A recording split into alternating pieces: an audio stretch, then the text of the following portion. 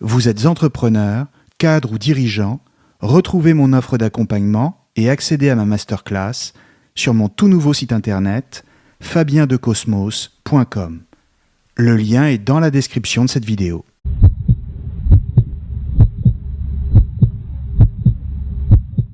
Bonjour à tous et bienvenue sur Cosmos. Du contrat social est probablement l'un des textes fondateurs de la modernité politique. Rousseau avait déjà accédé à la notoriété en France et en Europe en 1761 avec la publication de son roman Julie ou la Nouvelle Héloïse. Mais cela n'était rien encore en comparaison de la célébrité qu'il acquiert l'année suivante à travers toute l'Europe. En 1762, il publie 2 œuvres philosophiques majeures, à savoir Émile ou de l'éducation et du contrat social. En réalité, l'Émile est à ce moment-là celui dont lui viendront tous ses ennuis, dira-t-il plus tard. Du contrat social n'est donc pas encore le texte le plus lu et donc le plus critiqué. Et pourtant, les deux sont brûlés en place publique à Genève. Rappelons que Rousseau est citoyen genevois et lui valent d'être exilé en France. À cette époque, Du contrat social passe donc presque inaperçu.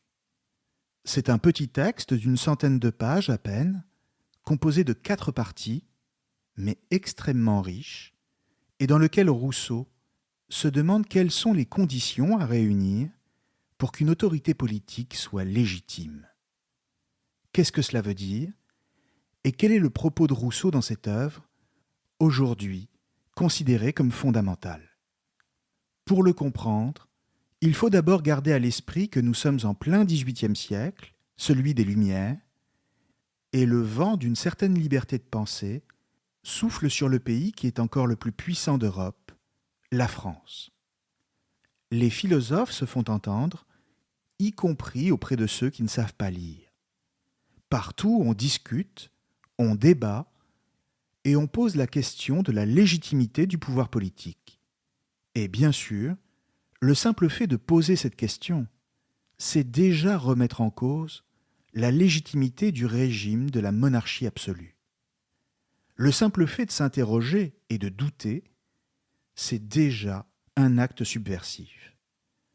Rousseau n'est donc pas le premier penseur à adopter une telle démarche, puisque d'autres l'ont précédé depuis les XVIe et XVIIe siècles. Il s'inscrit dans une tradition qui le précède et qui est celle de la pensée contractualiste, c'est-à-dire celle qui théorise le fait social sur la base d'un contrat passé entre les hommes. La pensée politique de Rousseau avait commencé à germer dans son esprit dans les années 1740, alors qu'il occupait un poste de secrétaire à l'ambassade de France à Venise. Mais malgré quelques tentatives pour structurer ses idées, celles-ci étaient encore restées inabouties. C'est en 1755 que Rousseau va enfin la préciser dans son livre « Discours sur l'origine et les fondements de l'inégalité parmi les hommes », également connu sous le nom de Second Discours. Dans ce texte, il était déjà question pour lui de s'interroger sur l'origine des inégalités parmi les hommes et de savoir si elles étaient naturelles. Pour le dire très simplement, à ses yeux, les hommes jouissaient d'une liberté et d'une égalité totale à l'état de nature, c'est-à-dire au moment où ils vivaient dans l'absence de loi et de toute institution politique. Ils vivaient nus au sein de la nature, en toute innocence morale, se nourrissaient de ce que la nature leur donnait et n'avaient pour ainsi dire de compte à rendre à personne.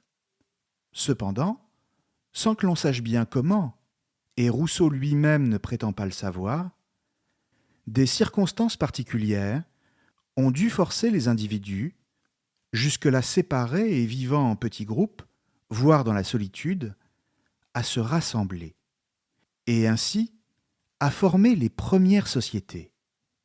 Pour Rousseau, il ne s'agit donc pas de mettre en œuvre une méthode historique au sens strict du terme, pour savoir comment les choses se sont réellement passées, car une telle méthode est quasiment impossible pour des époques aussi éloignées, mais d'une fiction qui, en tant qu'elle est rationnelle, permet de comprendre l'apparition des sociétés humaines et leurs conséquences. Or, selon Rousseau toujours, c'est précisément dans le fait de vivre avec les autres que les hommes ont développé pour la première fois des affects et des sentiments qu'ils n'avaient encore jamais connus, comme le goût de la propriété et de la richesse, la jalousie, l'amour-propre, qui pousse chacun à s'imposer toujours plus aux autres, et surtout, c'est ainsi qu'est apparue une forme de domination de la part de ceux qui s'étaient approprié la terre et de servitude pour les autres qui leur étaient soumis. La bonté naturelle était perdue, et l'homme, en entrant dans le fait social et ne pouvant plus revenir en arrière, était désormais destiné à l'affrontement avec ses semblables, à la violence et, in fine, au chaos. L'homme social, par opposition à l'homme naturel, est donc pour Rousseau un être dominé par des passions violentes. Il est toujours à la poursuite de reconnaissance, de pouvoir et d'accumulation des biens matériels. Avec le temps, et donc à travers l'histoire, son éloignement de l'état de nature s'accroît toujours plus, le rendant ainsi toujours plus étranger à ses origines et le condamnant toujours davantage à la dépravation. La société est en ce sens une sorte d'engrenage dans lequel, une fois que les hommes s'y sont engagés, ils ne peuvent plus l'arrêter. Ils sont, pour ainsi dire, aspirés vers leur perte, à l'image d'un tourbillon qui les emporte vers le fond, jusqu'à leur disparition totale et définitive. C'est donc sur cette base que la définition d'un pacte social permettant aux hommes de vivre en paix, malgré la perte de leur bonté naturelle, est devenue une urgence. En clair, la question est de savoir comment et à quelles conditions les hommes peuvent se donner une autorité politique qui soit à la fois reconnue par tous et qui, dans le même temps, ne remette pas en cause leur liberté. C'est précisément sur cette interrogation que Rousseau rédige du contrat social. Comprenons donc bien qu'il ne s'agit plus pour lui désormais de penser sur la base d'une fiction, comme dans le second discours, mais de partir d'un constat, celui que l'homme est né libre et que partout il est dans les fers. Peu lui importe maintenant de savoir comment cela s'est passé. Comment l'homme a-t-il perdu sa liberté ? Je l'ignore, dit-il. Son véritable problème est désormais de savoir comment l'homme peut retrouver sa liberté maintenant qu'il vit en société. Et la réponse qu'il apporte, pour le dire en un mot, c'est un pacte, un contrat. Pourquoi et comment le contrat social permet-il aux hommes de reconquérir leur liberté ? Et d'ailleurs, s'agit-il dans le contrat social de la même liberté qu'à l'état de nature ? Pour le comprendre, partons de la définition que Rousseau lui-même donne du contrat social. Le contrat social, c'est l'acte par lequel un peuple est un peuple, dit-il. Qu'est-ce que cela veut dire ? Eh bien simplement que le pacte, ou le contrat social, ce qui est la même chose, est d'abord un acte d'association, qui par le fait même qu'il est engagé, fait naître une réalité nouvelle, celle d'un peuple. En clair, on passe d'une multitude d'individus à un corps politique unifié dans lequel chacun est d'accord pour participer. Selon Rousseau, toute société politique doit donc reposer sur un consentement fondamental de tous les individus qui y participent. S'il n'y a pas de consentement, et donc pas de pacte, il n'y a pas non plus de possibilité pour les hommes de vivre en paix dans une société harmonieuse. En ce sens, Comprenons bien que le contrat social dont parle Rousseau n'est pas simplement le pacte par lequel un peuple se donne un gouvernement. La question n'est pas juste de savoir quel sera le meilleur gouvernement, même s'il y viendra plus tard. Il s'agit pour lui, plus profondément, de savoir qu'est-ce qui fait qu'un peuple est un peuple. Voilà sa vraie question. Et encore une fois, la réponse, c'est qu'un peuple ne peut exister que par le consentement de chacun à participer à une même communauté politique. C'est pourquoi on peut tout de suite dire qu'il adopte une méthode bien différente des autres penseurs politiques. Selon lui, les autres philosophes sont passés à côté de la vraie question, celle du pacte social, pour ne considérer le fondement de l'autorité politique que comme une soumission du peuple à une autorité extérieure. Ils n'ont cherché à définir que le meilleur gouvernement possible, rien de plus, mais ils ne se sont pas posé la question de l'origine de l'autorité. Pour eux, l'autorité politique était un fait de la nature. Ils l'ont donc présentée soit comme une autorité paternelle, par exemple, c'est-à-dire un homme seul qui dirige la communauté politique comme un père de famille, soit comme la conséquence de la force, c'est ce qu'on appelle le droit du plus fort, soit encore comme un pacte de soumission, où les hommes seraient d'accord pour perdre leur liberté, ce qui, aux yeux de Rousseau, est absurde. Toutes ces hypothèses, pour fonder le pouvoir politique, sont fausses, parce qu'elles pensent l'origine de toute autorité politique comme un fait de la nature qui s'impose aux hommes. Or, pour lui, l'origine de toute autorité politique, c'est la volonté des hommes. Rousseau rompt avec les théoriciens du droit naturel. Aucune autorité n'est légitime si elle n'est pas le fruit de la volonté de la communauté politique, c'est-à-dire les citoyens eux-mêmes qui s'expriment en tant que peuple et qui cherchent à atteindre leur intérêt commun. Cette autorité, c'est ce qu'il appelle la République. On comprend que pour Rousseau, si tout gouvernement légitime est républicain, c'est parce que seule la République est instaurée par la volonté générale en vue du bien commun et non par la volonté d'un seul individu ou de quelques-uns. Ainsi, par l'acte même qui lui donne naissance, le contrat social fait apparaître la seule véritable souveraineté, celle du peuple. Or, si le vrai fondement de l'autorité politique est dans le pacte, le contrat social que le peuple passe avec lui-même pour apparaître, comment cela se passe-t-il exactement ? Quelle forme ce pacte doit-il prendre, de façon très concrète, pour exister réellement ? Rousseau définit lui-même le pacte social comme un pacte où chacun abandonne tous ses droits à toute la communauté. En clair, tous les individus acceptent de perdre la totalité de leurs droits et de les confier à l'ensemble du corps politique.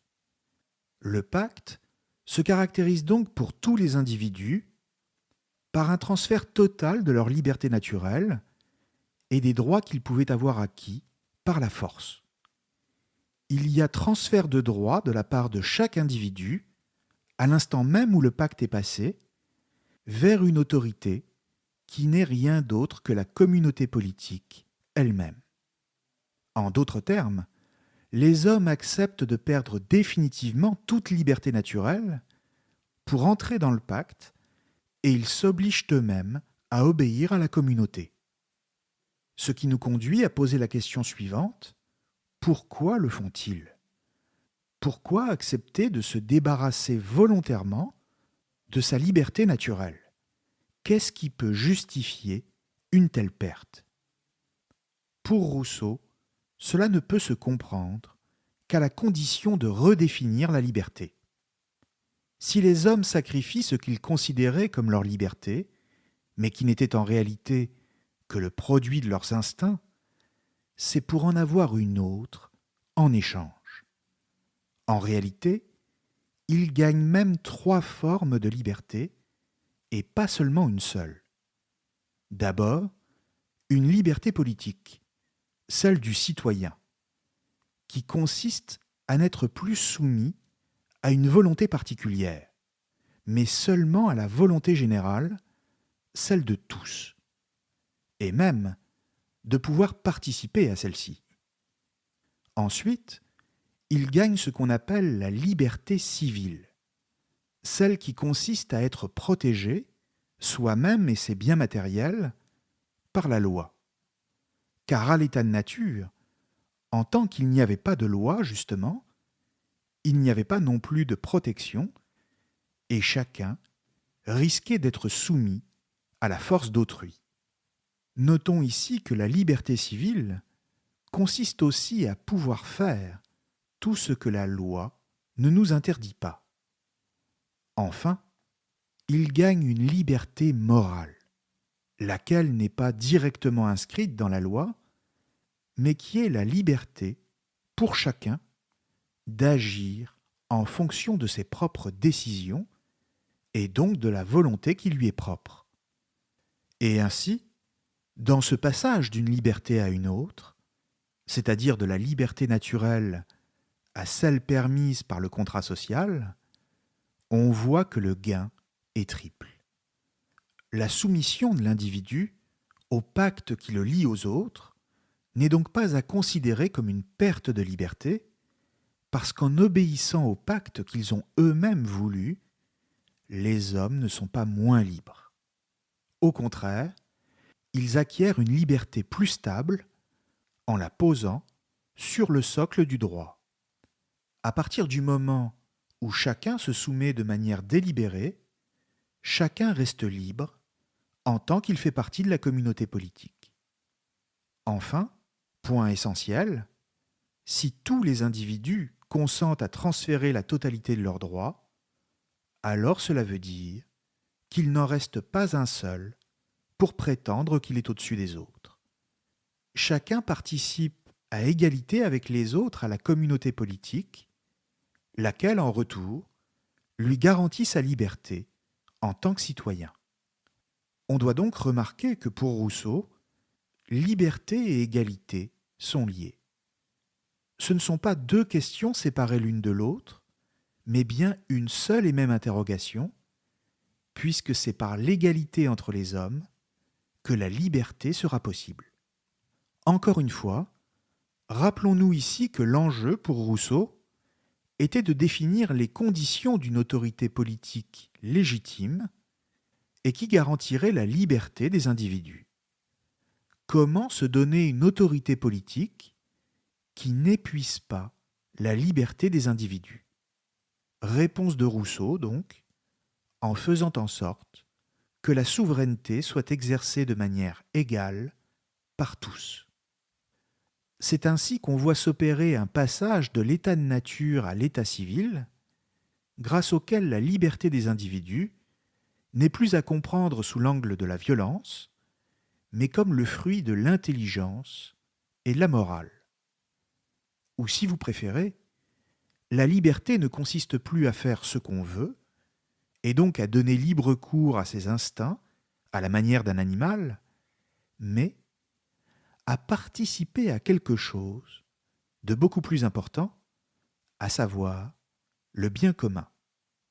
La question qui se pose alors, laquelle est une question très classique, est de savoir pourquoi le bien commun est-il forcément plus important que mon bien individuel, mon bien à moi.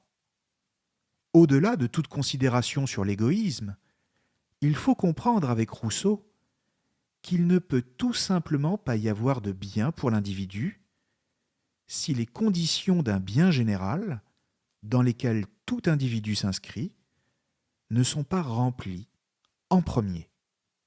Encore une fois, pourquoi ? Eh bien simplement parce que ce qui est bien individuellement ne sera jamais que la conséquence, et non l'origine, du bien commun. Autrement dit, c'est uniquement quand la communauté politique s'est donné un cadre, en l'occurrence celui du droit, que les individus sont réellement libres d'inventer ce qui est bien pour eux. Hors de ce cadre, comme par exemple dans une dictature, où ce qui compte c'est d'abord la volonté arbitraire et le bonheur d'un seul homme, le dictateur lui-même, tous les autres hommes doivent se plier à la définition du bien qu'on leur propose. Il n'y a donc pas de bonheur possible pour les individus parce que les conditions d'un bonheur collectif ne sont pas remplies. Le bien commun est donc supérieur et doit faire l'objet d'une réflexion avant toute considération individuelle. C'est pourquoi Rousseau explique que tout individu tend vers le bien commun, il le cherche et il l'exprime en participant à la volonté générale, laquelle est une notion clé pour comprendre son propos. Qu'est-ce que la volonté générale exactement ? Pour le dire simplement, la volonté générale est la volonté du peuple souverain lui-même, dans son unité. Et donc, c'est ce que chacun de nous veut en tant que citoyen, et donc en tant qu'il fait partie de la communauté politique, et non en tant qu'il désire seulement ce qui va dans le sens de ses intérêts particuliers. Il s'agit de dépasser ses intérêts propres pour considérer d'abord les intérêts de tous. Mais comment cela est-il possible, encore une fois ? Est-il possible de ne pas être égoïste et donc de faire primer les intérêts d'hommes qu'on ne connaît pas avant les siens à soi ? La tension est ici toujours la même, et Rousseau est bien conscient du problème. Il en discute d'ailleurs avec Diderot, qui était encore son ami à ce moment-là. Pour Diderot, la volonté générale, c'est ce qui va dans le sens des intérêts de tous les hommes, d'un point de vue universel, c'est-à-dire de l'humanité tout entière. Mais Rousseau n'est pas d'accord, car il lui semble impossible de faire primer les intérêts d'une humanité qui, somme toute, reste une idée assez abstraite. Il faut bien, selon lui, qu'il y ait une proximité entre des hommes faisant partie d'une même communauté. Et c'est bien pourquoi la volonté générale n'est que générale, et non universelle. Elle ne s'applique pas pour lui à l'ensemble de l'humanité, mais seulement aux hommes avec qui on a passé le contrat social, ce qui est déjà bien assez vaste. Il faut donc pour Rousseau penser le bien commun à partir d'une communauté dans laquelle on s'inscrit, et dont on partage les valeurs, l'histoire, les références culturelles, sans quoi la prise en compte d'autrui est impossible, parce que l'humanité, encore une fois, demeure en elle-même une notion abstraite. Pour que le bien commun ne soit donc pas une idée vide de sens et impossible à réaliser, il faut un sentiment d'appartenance à un groupe, compris comme un moi collectif. C'est certes moins ambitieux que s'il s'étendait à l'ensemble de l'humanité, mais cela a au moins le mérite d'être bien plus réaliste. Ensuite, il est toujours possible pour chaque peuple de se constituer lui-même par un pacte social qui lui appartiendra et d'exprimer sa propre volonté générale en suivant la même démarche. Ce qu'explique Rousseau dans Du contrat social est donc valable pour tout peuple qui souhaiterait se saisir de sa souveraineté, quel qu'il soit et où qu'il soit. Simplement, le bien commun défini par la volonté générale ne peut s'appliquer qu'aux citoyens d'un même État. Mais définir le cadre dans lequel s'exprime la volonté générale ne suffit pas à la définir, car là encore, dire que la volonté générale est la volonté de l'ensemble des citoyens, cela ne permet pas d'en expliquer le fonctionnement et encore moins de résoudre les problèmes qu'elle pose, comme par exemple le simple fait de savoir comment la reconnaître. Comment s'exprime-t-elle et comment ne pas la confondre avec la somme des intérêts particuliers ? D'abord, Gardons bien à l'esprit que Rousseau, s'il est un philosophe des Lumières, ne pense presque jamais comme un philosophe des Lumières. C'est-à-dire qu'il entre en contradiction avec eux sur presque tous les sujets, et notamment celui de la liberté. Il a une conception antique de la liberté. Et son modèle, c'est la République romaine de l'Antiquité. Rousseau estime que la véritable liberté, c'est donc celle des anciens, et non celle des modernes, pour le dire comme Benjamin Constant. Cela veut dire que pour lui, la liberté est le produit de l'activité politique. On est vraiment libre en tant que citoyen. Bien sûr, les individus, dans leur vie privée, demeurent libres de vivre comme ils l'entendent. C'est simplement que c'est dans le cadre de la citoyenneté que s'exprime la plus haute forme de liberté, parce que c'est par cette liberté-là que le citoyen va pouvoir défendre toutes ses autres libertés. L'individu, avec ses désirs et ses opinions personnelles, n'est à comprendre qu'en tant qu'il est d'abord un citoyen. Maintenant, comment s'exprime la volonté générale ? Réponse : elle s'exprime par la loi. La loi, c'est l'expression de la volonté générale en acte. C'est la volonté générale qui s'est accomplie concrètement. Et cela, parce que la loi est une décision du peuple souverain qui concerne le peuple comme sujet. Ou si vous préférez, c'est une décision que le peuple prend afin qu'elle lui soit appliquée à lui-même. Et ainsi, parce qu'il sera lui-même soumis aux lois, le peuple ne peut que prendre des décisions qui vont dans le sens de son intérêt. C'est la seule manière pour Rousseau d'obtenir des lois justes et surtout légitimes. En toile de fond, l'enjeu, c'est de préserver les lois, et donc la volonté générale, de tout intérêt particulier. L'intrusion d'un intérêt particulier dans la loi, c'est la perte de la volonté générale et, à terme, la destruction même de la liberté du peuple. Un intérêt particulier, ce n'est pas simplement l'intérêt d'un seul individu, mais cela peut être l'intérêt d'une association, ou ce qu'on appellerait aujourd'hui un groupe de pression, ou encore un lobby.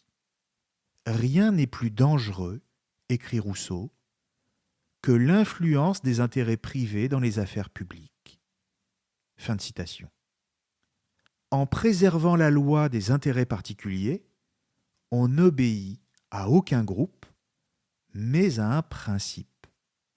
C'est pourquoi, pour préciser ce qu'est la volonté générale, Rousseau propose une distinction fondamentale entre volonté générale et volonté de tous. La volonté de tous n'est que la somme des volontés particulières, lesquelles s'attachent toujours à un intérêt précis et qui n'est jamais que celui d'une certaine catégorie au sein du corps social.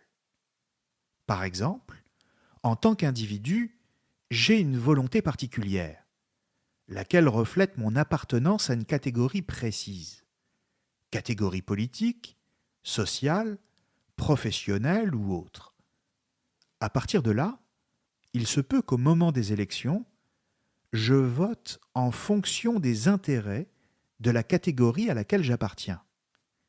Mais pour Rousseau, cela ne correspond pas du tout à ce que vise la volonté générale, laquelle se définit plutôt comme ce que souhaite la totalité de la communauté politique, indépendamment de l'appartenance des individus à des catégories particulières.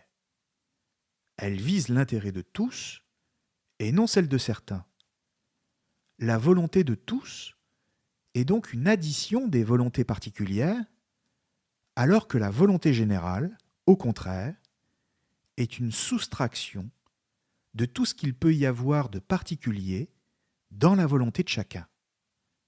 C'est pourquoi, par définition, la volonté générale ne peut viser que le général, c'est-à-dire les grands principes fondamentaux, et non des objectifs précis et qui sont liées aux circonstances. On peut donc dire que la volonté générale est une volonté raisonnable, en tant que les individus sont ramenés à ce qu'ils sont face à elle, c'est-à-dire pas grand-chose.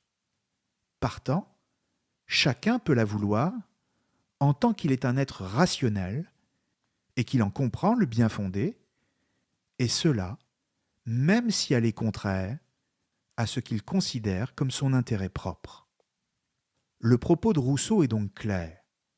La loi est la condition de la liberté. Il va même jusqu'à dire que quiconque refusera d'obéir à la volonté générale, il sera contraint par tout le corps politique, ce qui ne signifie autre chose qu'on le forcera à être libre. La loi est forcément l'expression de ma volonté, puisqu'en tant que citoyen, je fais partie de la volonté générale. Et en ce sens, il serait totalement absurde que je refuse d'obéir à la loi que par ailleurs j'ai moi-même voulu. Comprenons bien ici que la loi, pour Rousseau, ne consiste pas à décréter telle ou telle petite mesure politique sur laquelle on pourrait avoir un avis différent. La loi contient simplement les grands principes sur lesquels nous sommes tous d'accord. Par exemple, établir des services publics, garantir la sécurité de tous et surtout préserver la liberté et l'égalité. Être contre cela, ça serait dénoncer le pacte que j'ai pourtant signé et donc renoncer à ma propre liberté et ensuite remettre en cause celle des autres. On l'a compris, la loi est donc l'expression de la volonté générale, comme je le disais. Mais pour autant, sitôt qu'on a dit cela, on est tout de suite reconduit vers d'autres difficultés. En l'occurrence, comment le peuple tout entier peut-il faire la loi, ou du moins la ratifier? Ne serait-il pas plus simple d'élire des représentants qui feraient la loi au nom du peuple, comme nous le faisons nous aujourd'hui? Réponse de Rousseau, surtout pas. Pourquoi? Eh bien tout simplement parce que la souveraineté du peuple est considérée par Rousseau comme inaliénable et indivisible. Elle ne peut pas être représentée par quelqu'un d'autre que le souverain lui-même, c'est-à-dire le peuple. De même, elle n'est pas transmissible. Il est donc exclu qu'elle soit confiée à quiconque, parce que le risque serait trop grand de voir la volonté générale se transformer en volonté particulière et les représentants du peuple, c'est-à-dire les députés, agir en fonction de leurs intérêts à eux, tout en prétendant être au service de tous. Rousseau refuse que le peuple puisse déléguer son autorité, car en la perdant, celle-ci serait détruite.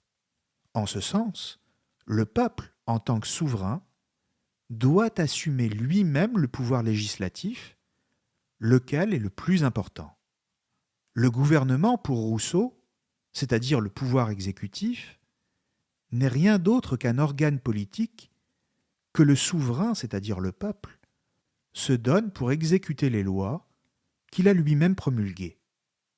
Le gouvernement prend également des décisions liées aux circonstances, comme la paix ou la guerre par exemple, mais il peut à tout moment être révoqué par le peuple qui seul détient la souveraineté et qui ne se soumet jamais à lui. La question de savoir quel sera le meilleur régime politique est donc pour Rousseau un faux problème, car pour lui, aucune forme de gouvernement n'est absolument meilleure qu'une autre. Il revient à chaque peuple de se doter souverainement du gouvernement qui lui semble le plus efficace pour préserver la communauté politique et sa prospérité, qui sont pour Rousseau les seuls critères de réussite. Le marqueur principal du bon gouvernement pour Rousseau, c'est que son action permet à une population de croître, d'augmenter en nombre. Mais la souveraineté elle-même ne peut jamais être transférée et encore moins reprise au peuple. Le problème est que l'exercice de cette souveraineté, et donc de la liberté elle-même, demande beaucoup d'efforts. Rousseau s'inquiète devant l'ampleur de la tâche du peuple. Exercer la liberté est probablement un fardeau, et il est fort possible que les citoyens se fatiguent d'une liberté que par ailleurs ils avaient voulu. Voilà qui est étonnant, inquiétant même, car Rousseau semble nous dire que la démocratie est un régime politique tout simplement impossible à instaurer. Et cela parce que la liberté est d'un poids bien trop lourd pour les hommes. Elle est trop contraignante. Et le risque est que le peuple ne finisse par abandonner tous ses pouvoirs dans les mains du gouvernement. Rousseau exclut la démocratie représentative car le peuple doit exercer lui-même la souveraineté. Mais cela ne va pas de soi et pose encore d'autres problèmes. Lesquels ? D'abord, celui du processus même de l'adoption de la loi. Car si c'est au peuple que revient cette tâche, à la manière d'une démocratie directe, alors cela n'est tout simplement pas possible pour des populations de plusieurs millions d'habitants. Il est clair pour Rousseau que le type de république qu'il décrit ne peut convenir qu'à des populations restreintes. Et c'est pourquoi il donnera l'exemple de la Corse, qui lui semble un territoire propice pour l'instauration d'une république idéale. Ensuite, se pose le problème des conditions sociales des citoyens. Car si certains doivent se vendre à des intérêts particuliers pour continuer à vivre, alors leur jugement ne sera plus conforme à la volonté générale. Autrement dit, il faut faire en sorte, selon lui, que tous aient les conditions de vie décentes et ne soient pas exposés au pouvoir de l'argent, que par ailleurs il déteste. Pour lui, les inégalités sociales ont pour conséquence de détruire le corps politique. Mais c'est aussi parce qu'il vise une république vertueuse, toujours au sens romain du terme, et qui ne soit pas corrompue par les richesses. Par ailleurs, se pose également le problème crucial de l'éducation, car il faut que les citoyens soient éduqués pour décider de manière éclairée et donc exercer vraiment leur liberté. De même, il faut que le corps politique se réunisse souvent, explique Rousseau, et se montre pour rappeler que le souverain est présent afin d'éviter que le gouvernement n'usurpe sa souveraineté.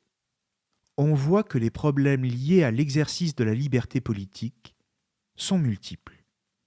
Donnons la parole à Rousseau ici, qui les énonce et qui propose une solution à la fin du texte que je vais lire. Nous sommes au livre 2, chapitre 6. Il écrit « Il n'appartient qu'à ceux qui s'associent de régler les conditions de la société. Mais comment les régleront-ils ? Sera-ce d'un commun accord ? Par une inspiration subite ? Le corps politique a-t-il un organe pour énoncer ses volontés ? Qui lui donnera la prévoyance nécessaire pour en former les actes et les publier d'avance ? Ou comment les prononcera-t-il au moment du besoin ? Comment une multitude aveugle, qui souvent ne sait ce qu'elle veut, parce qu'elle sait rarement ce qui lui est bon, exécuterait-elle d'elle-même une entreprise aussi grande, aussi difficile qu'un système de législation ? De lui-même, le peuple veut toujours le bien, mais de lui-même, il ne le voit pas toujours.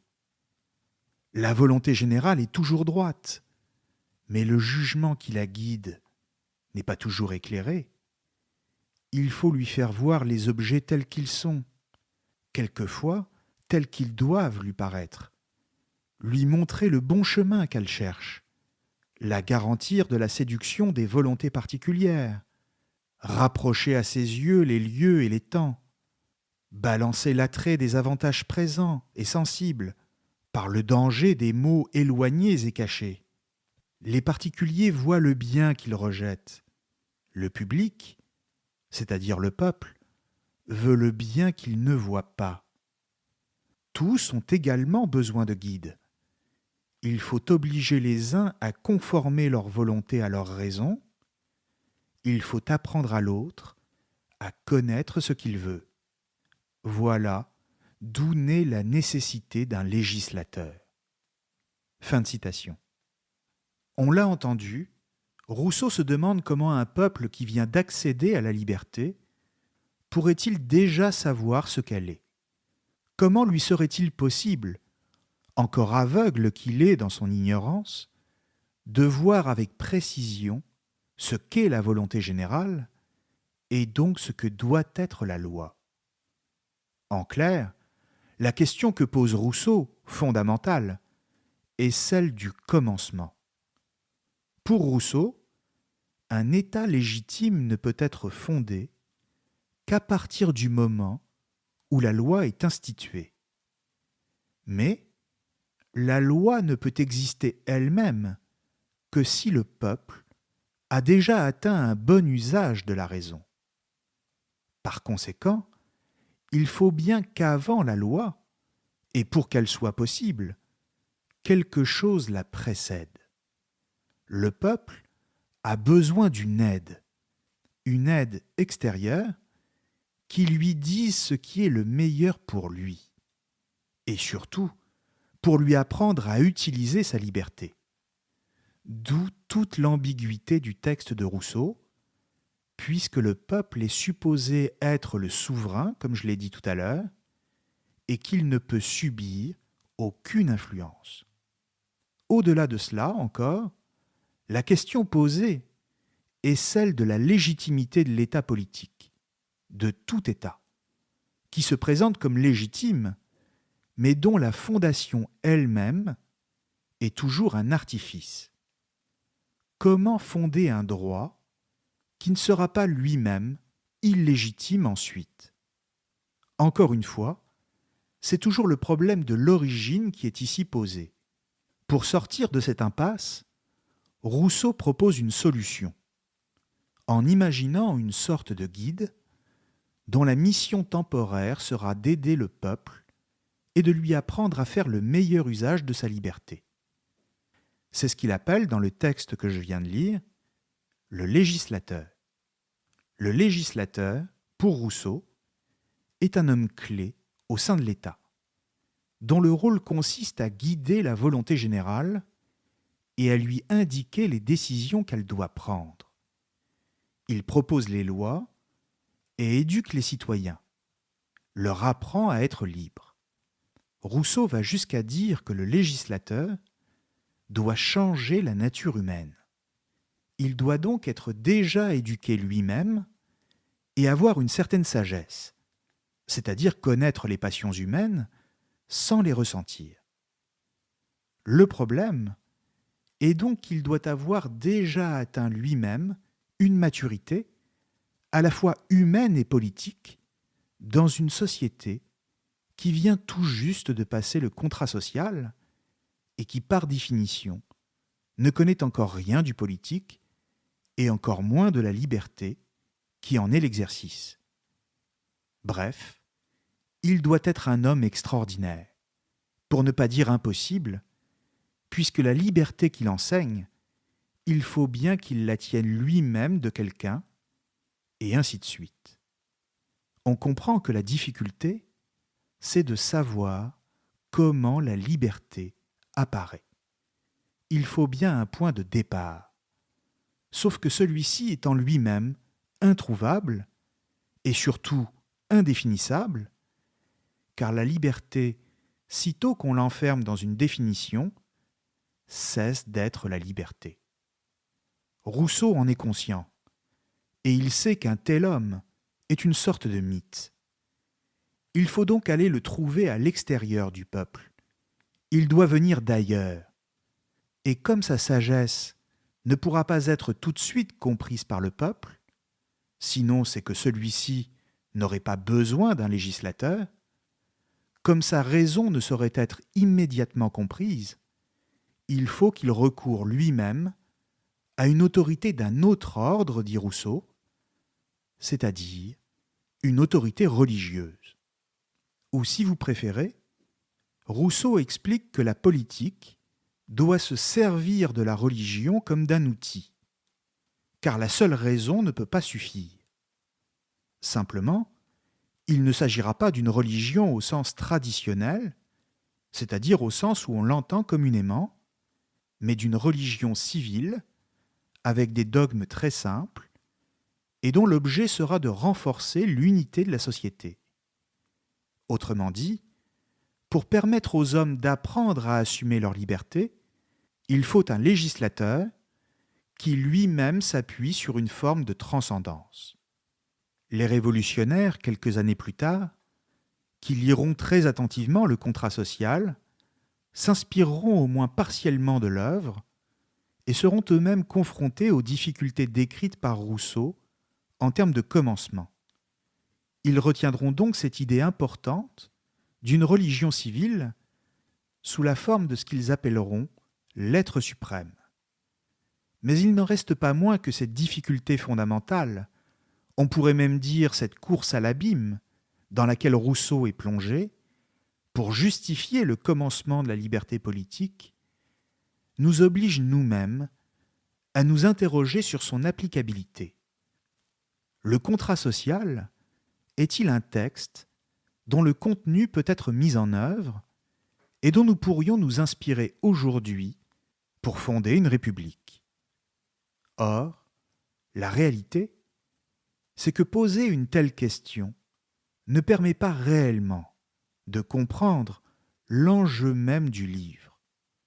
D'un côté, il est évident que la République décrite par Rousseau est tout simplement irréalisable. Mais d'un autre côté, même si lui-même aurait souhaité procéder à une expérience politique, notamment en Pologne ou en Corse, la valeur du livre est plus démonstrative que normative. En clair, il cherche plus à dévoiler les problèmes liés à l'apparition de la souveraineté du peuple qu'à nous convaincre d'un système qui se voudrait définitif. Et de fait, tous les États ont déjà rencontré, et même connaissent toujours, les mêmes problématiques, comme l'équilibre des pouvoirs, l'expression de la volonté générale, la question des conditions sociales nécessaires pour faire naître une liberté réelle des citoyens, le problème de la légitimité véritable d'un État dont les fondements apparaissent pour la première fois ou sur les ruines d'un autre, le rapport du politique à la religion, et ainsi de suite. En somme, Rousseau pose des questions qui sont toujours les nôtres. Et c'est pourquoi le contrat social exerce encore aujourd'hui, malgré tout, son étonnant pouvoir de fascination. Merci à tous et à très bientôt sur Cosmos.